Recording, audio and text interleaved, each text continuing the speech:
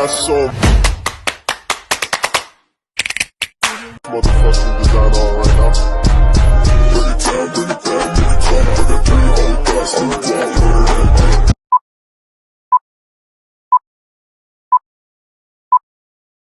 Assalamualaikum warahmatullahi wabarakatuh.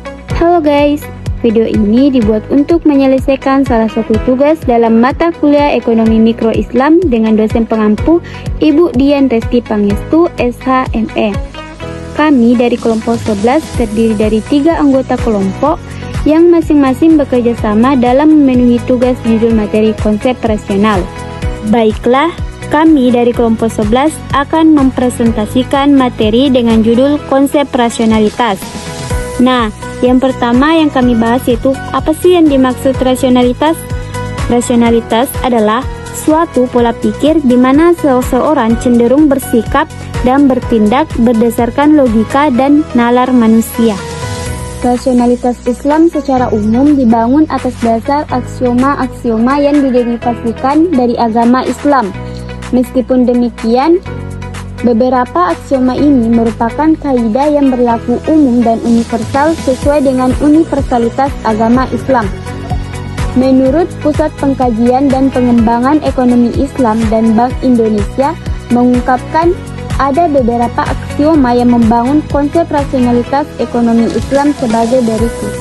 Yang pertama, setiap pelaku ekonomi bertujuan untuk mendapatkan maslahah. Untuk mewujudkan kesejahteraan falah, maka kegiatan ekonomi harus diarahkan untuk mencukupi kebutuhan guna menghasilkan maslahah. Oleh karenanya, setiap pelaku ekonomi akan berorientasi untuk mencapai maslahah ini, di mana masalah ini berkaitan dengan perilaku mencari yang pertama, maslahah yang lebih besar lebih disukai daripada yang lebih sedikit. Dan yang kedua, masalah diupayakan terus meningkat sepanjang waktu. Yang kedua, setiap pelaku ekonomi selalu berusaha untuk tidak melakukan kemubaziran. Dapat dipahami bahwa untuk mencapai suatu tujuan, maka diperlukan suatu pengorbanan. Namun, jika pengorbanan tersebut lebih besar dari hasil yang diharapkan, maka dapat dipastikan bahwa telah terjadi pemubaziran atas suatu sumber daya. Perilaku mencegah wastin ini diinginkan oleh setiap pelaku karena dengan terjadinya kemubaziran berarti telah terjadi pengurangan dari sumber daya yang dimiliki tanpa kompensasi berupa hasil yang sebanding. Yang ketiga, setiap pelaku ekonomi selalu berusaha untuk meminimumkan risiko.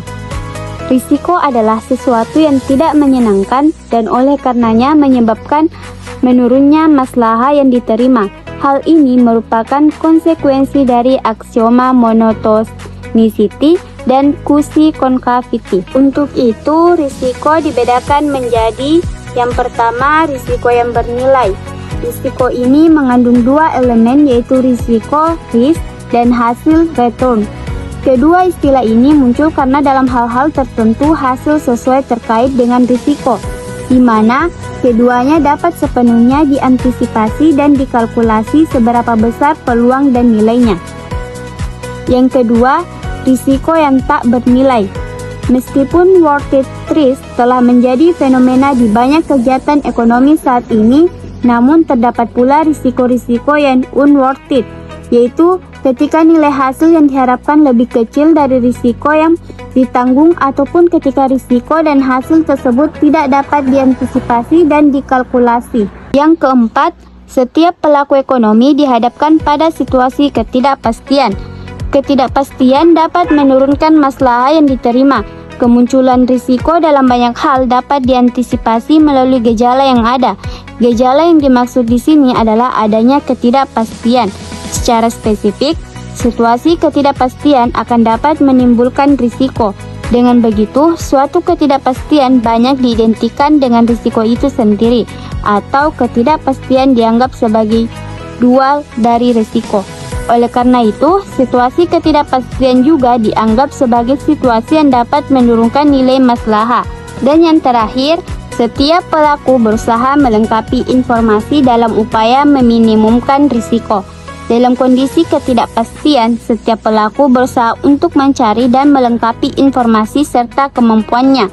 Hal ini kemudian digunakan untuk mengkalkulasi apakah suatu risiko masuk dalam kategori worth it atau unworth it, sehingga dapat ditentukan keputusan apakah akan menghadapi risiko tersebut atau menghindarinya. Informasi ini dapat digali melalui fenomena kejadian masa lalu ataupun petunjuk informasi yang diberikan dari pihak tertentu.